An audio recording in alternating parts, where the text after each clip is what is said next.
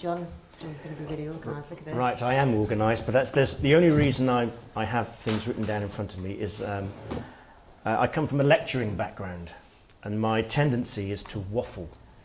So there's there some updates are available. Yeah. Yes, I'll just do those now. So that's why this is written down. But so yes, I'm John Lawrence. As a child at a little primary school, Albert Road Primary in Penarth, South Wales, I can remember saying to my teacher, she said, "What do you want to do when you grow up?" I said, and I can remember saying the exact words, "I want to be an author. I want to write books." I can still remember it. I could still hear my little squeaky Welsh accent saying it. But I never thought that I would actually make part of my living from writing novels, novellas and plays and the written word. And I use the word part of my living because I, like most, I would imagine, of the people who write books these days, do it myself. And I have a number of other jobs to do as well as writing. So I'm a musician, I'm a composer, I do work, I'm a teacher, I work at a primary school as a teacher, I do bits of filming for some people, and loads of different bits and bobs. And in between all that, I'm an author. So squeezing it in is very difficult. And for example, in between appointments or on my lunch breaks, this goes with me. I can just write a few lines down or write a few ideas for what I'm going to tackle in the book next. Sometimes I actually pray for a car breakdown so I can sit on the edge of the A47, you know, and usually the AA take about 3 or 4 hours to come to me. I think that's an ideal time, so I'm waiting for the time when that happens so I can just spend 3 hours in the day doing that. But while I'm driving, I'm thinking about what I'm going to be writing about later. And when I get home, I do some writing, close the laptop, and just as I'm nodding off, I'm thinking about what I'm going to be writing about tomorrow. What's going to happen to that character? What's going to happen to that in that set of circumstances? And it never stops. I'm always thinking about it. And I wouldn't have it any other way. I can sink into a story anywhere. And that's the great thing about being a writer, is you can slip into characters and situations wherever you are, whatever you're doing, you know, and you take a plethora of worlds and a host of different characters with you wherever you go. I self-publish because I have to. I would love to have that letter arrive on the doorstep saying, "We love this book," you know, or an agent, or "Here's a nice advance for a 5-book deal, millions of pounds," but it's not going to happen. The chances are it's not going to happen. And for me to spend a lot of time chasing literary agents, chasing publishers, chasing, you know, people to publicise what I do, I could spend all my day doing that. I could spend every minute of every day doing that, and I wouldn't get down to doing the thing that I feel I'm best at, which is to write. So if I didn't have work, I could spend all my time corresponding with these publishers and, you know, the agents. But if I didn't have that work, I wouldn't eat either. So and I quite like food. But I actually enjoy telling the stories that I want to tell as well, which is the good side of self-publishing.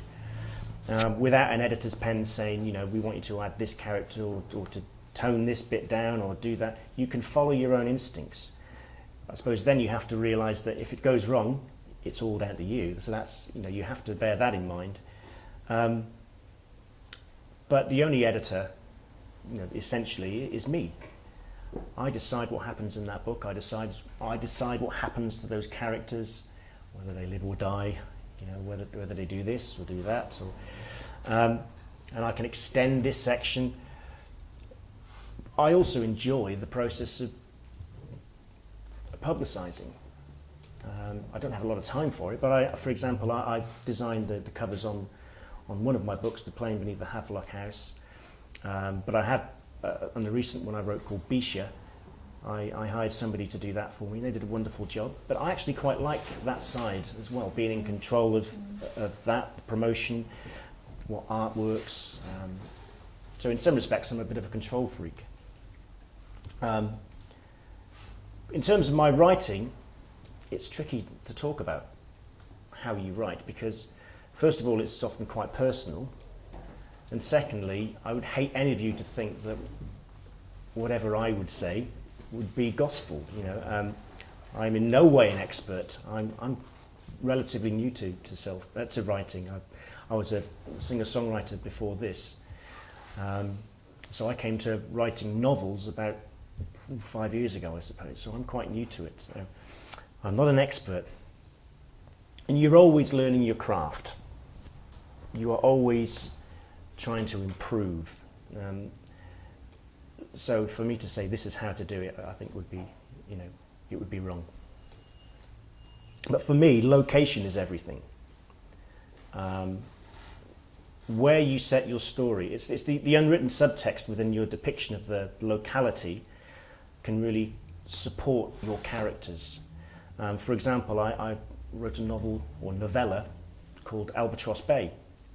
And I set the story in Cape Horn, which is the southernmost point, I'm sure you know, of South America. Mm-hmm. Very, very isolated.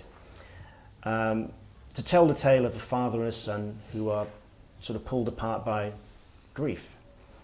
And they're kind of lost in the loneliness, in their own little loneliness. And that setting sort of heightened those ideas of isolation and loneliness. But on the other side of the coin, the upbeat ending, or the shoots of hope, if you like, at the end of the book, they work quite nicely within that. It stands out more, if anything, this idea of hope within hopelessness. My second novel is called Plane Beneath the Havelock House, and it was set in the Marlborough Sounds region in New Zealand, which is a place very close to my heart. It told the story of a couple from South Wales who were grieving after the loss of their son, and they emigrated in a sort of silly attempt to try and get away from their grief, but of course you take your ghosts with you everywhere. But again, the landscape, the location, for example, the huge mountains and forests of ferns and other beautiful foliage, they sort of smother the whole area in the same way that the grief is smothering those two characters. And they have to sort of negotiate their way through their pain and their relationships in the same way they have to negotiate their way through the forest paths which would lead down to the riverside. And so for me, location is pretty important. My last novella, Bisha, was set in the empty quarter of the Saudi Arabian desert. And there's a selfish cartographer in there, and he's forced to come to terms with his failures, I suppose. And when all you can see is sand and sky, you're forced to sort of look inwards. And so that landscape suited that character's predicament, really. And I'm drawn to different cultures. I love finding out about... My background is in ethnomusicology. So I've written about the Maori people, I've written about the Bedouin tribes, those living at the edge of the world in South America. And in my next novel, which is hopefully going to be complete by the end of the year, hopefully, which is called the Dylan Thomas Radio. It's the most westerly part of Wales, St David's, where I grew up, in South Wales. And I have another book ready to go, which is set in Kerala in India, and I love to find out all about all these different cultures. As for the characters, well, they're all me, all of them. The goodies, the baddies, the innocent, the guilty, the cruel, the compassionate, they're all me. They all have a little bit of me in them. In playing Beneath the Havelock House, I tapped into my anger to try and evoke a character called Ruru, who is a fierce, strong Maori gentleman with sort of a dark past. But I also tapped into my childhood innocence and sense of mischief to create the character of the little boy, Hemi.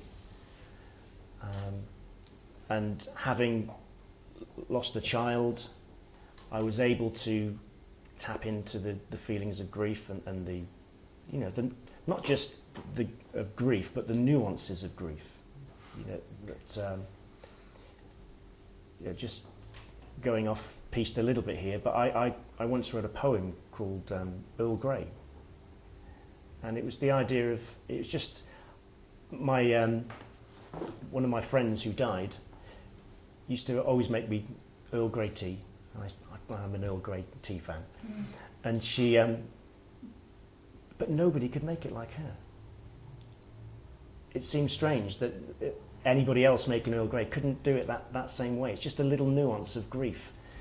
So that helped me understand, you know, grieving. There are reoccurring themes which interest me.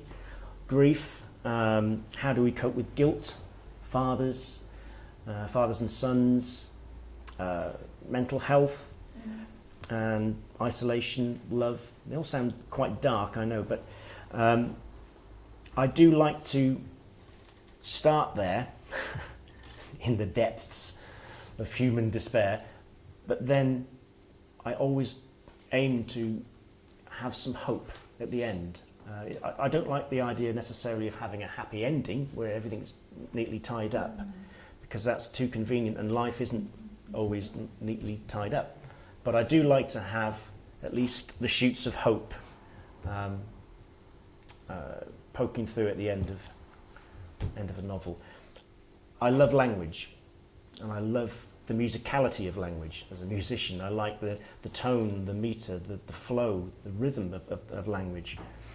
I love the way it creates images, and I like finding new and interesting words that I don't understand. However, I am quite wary of throwing big, flowery words into text for the sake of it. I was never a big reader at school, and I always saw it as quite an intellectual pursuit. And considering that as a child, a successful English lesson for me would simply entail me not falling off my chair. So, you know, in terms of my academic prowess, you know, it didn't suit me. And a lot of that was due to I used to find the language that was used. I never considered myself anything other than at best average. But there has to be a balance. You know, you don't want to talk down or write down to the reader. You don't want to dumb down or dilute, you know, what essentially is the beauty of language. But on the other hand, you don't want to, you know, make it complex for the sake of complex. And I, as a musician, I would draw an analogy with like a guitarist who does a guitar solo that, you know, is 150,000 notes per second. And yeah, I would just often used to sit there and think, why? Just why? Why are you doing that? Is it for your satisfaction, or is it for the enjoyment of the listener? And it's a similar thing with writing. You know, are you writing for yourself, or are you writing for somebody who actually might want to read this? But for me, nothing should get in the way of telling the story. So I would urge everyone here to write. Even if you don't have a bestseller, or even if you never sell a copy in your life. Because for me, the process of writing is very powerful. You can say things that you've always wanted to say, but been frightened to, in a way that you would never ever say it. You can step outside your own skin and experience, different characters, different situations. You can be the person you've always wanted to be, or, and this is probably often very much more interesting, it's to be the person you've never wanted to be. For me, it's a relaxing pursuit. I love nothing more than to park up while I'm out driving, if I get a half hour, park up somewhere near nature, preferably in the forest, park up by the riverside, park up by a lake, and just listen to the sound of bird song, the sound of just nature, and revel in the sort of stillness that the moment can bring you. Because I find life often just too busy, there's too much going on. And when I write, it's still. And I get the laptop out and I just tip-tap over the keys, and between nature, the imagination and technology, I allow the process of writing to steal me, heal me, and reveal me. Thank you.